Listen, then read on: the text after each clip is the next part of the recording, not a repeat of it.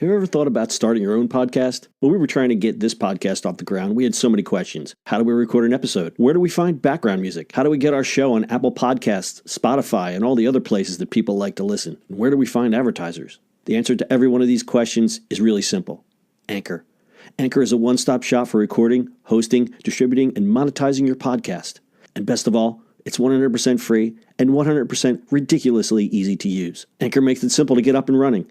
You can upload and schedule your podcasts ahead of time. It publishes to all the major podcast platforms. You can easily check your stats. I could go on, but instead, why don't you go and get started?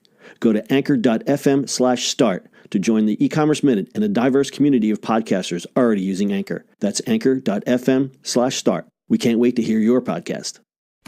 It's the E-commerce Minute, your daily dose of e-commerce, tech, and retail news with your hosts, Bart Mraz and John Suter. The E-commerce Minute is a production of Sumo Heavy, a digital commerce consulting firm in Brooklyn, New York, and Philadelphia. Find us on the web at sumoheavy.com.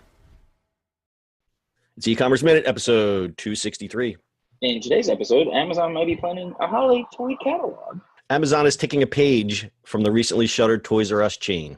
Looking to fill the void left by the toy chain, the online giant will be publishing a physical toy catalog for the holiday season. Unnamed sources say the printed guide will be mailed to millions of U.S. households and handed out at Whole Foods market locations. Paper catalogs are a long-standing holiday tradition in the United States, going back to the Sears Roebuck catalog and later the J.C. Penney catalog. Both of those were eclipsed by the rise of the Toys R Us catalog, which for years was the de facto wish book for kids during the holiday season. Physical catalogs are still a big part of holiday shopping planning. Kids can see the toys and circle the things they want.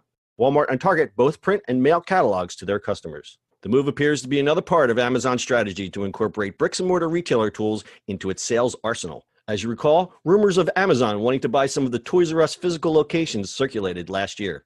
Toys R Us generated $6.5 billion in U.S. sales last year, so other retailers are scrambling to make up that gap.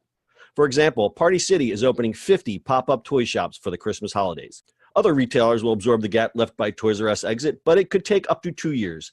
And they won't fully absorb the gap because Toys R Us had many more specific toys because of their ability to devote almost 100% of shelf space to one category. Amazon is the third largest toy seller, behind Target and Walmart at number 1, but is growing their market share faster than both competitors. Walmart took the top spot almost 2 decades ago. Wait. So they're taking their online business, then their paper catalog, and then they're going to take their stores? Yep. Well, they didn't. There was the rumor that went around that they were looking to snap up a bunch of the old Toys R Us stores. That never materialized.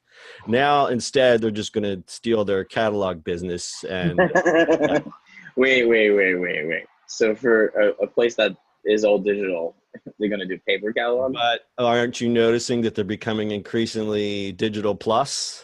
Foods acquisition, the Go stores, now they're printing catalogs. They got that stupid truck that drives around. They're everywhere. It's going the other way. I mean, that's how it's supposed to be, right? Yep. Yeah. So it's interesting because this Toys R Us closing is still in the news, and it happened, a month ago or whatever, because it really kind of shook up a whole industry.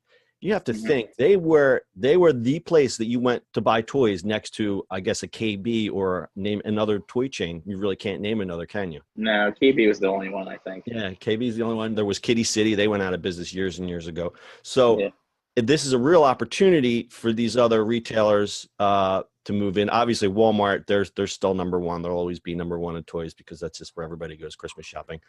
And I think Amazon just wants that bigger piece of that toy sector. But I like this idea of the catalog.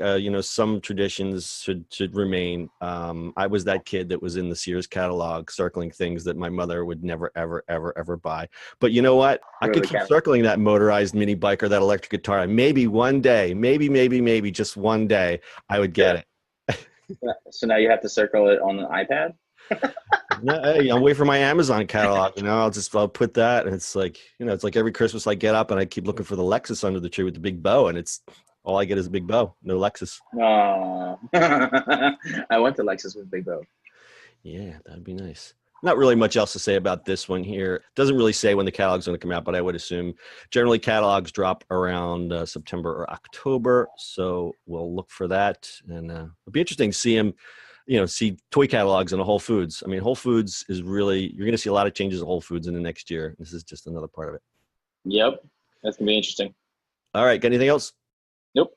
All right. That's your e-commerce minute for today. We'll see you on the internet tomorrow. That's it for today's show. If you like the show, do us a favor and subscribe or leave us a review on iTunes. And don't forget, you can now listen to the e-commerce minute on your Amazon device. Just add e-commerce minute to your flash briefing. And finally, if you have a comment or suggestion or just want to say hi, find us on social media at Sumo Heavy.